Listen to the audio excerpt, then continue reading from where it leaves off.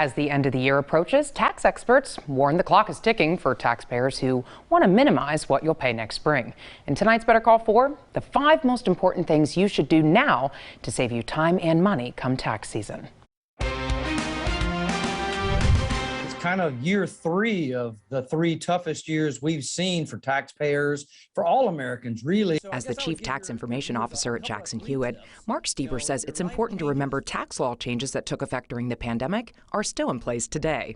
Good faith and goodwill tax law changes that tried to make everybody's life better and provide some relief, but all that comes to fruition on the tax return. So Mark suggests 5 tasks to complete before the end of the year. Number 1, start early. Take note of any additional pandemic relief assistance you received or life changes that occurred in 2021. Because it can be real money on your bottom line, whether it's getting the rest of the stimulus that you didn't get, the rest of the child tax credit that you might have received some advance payments for, or some of the other elements that are just part of daily living. Elements such as getting married, getting divorced, or having a child. All those have a much more compounded impact in 2021 on your tax return.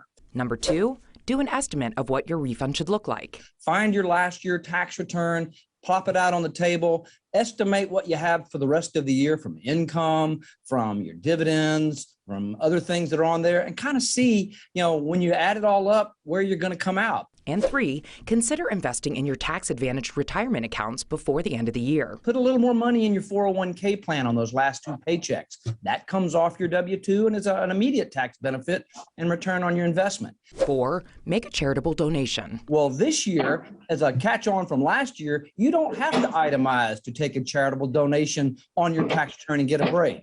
But you do have to have some documentation, canceled check, or other collaborative evidence that will support that. And 5, reach out to a tax professional if you fell victim to identity theft, unemployment scheme, or some other type of fraud in 2021. Rest assured, you're not going to have to put it on your tax return. You won't be taxed on it, but there are some reporting requirements on how you show it and what you do to disclose it. Mark also advises you file your taxes early as soon as your W-2 and other documents arrive in January so you can't become a victim of fraud. Plus, if there's a problem with your tax return, a tax professional can handle it before you're up against the April 15th deadline to file.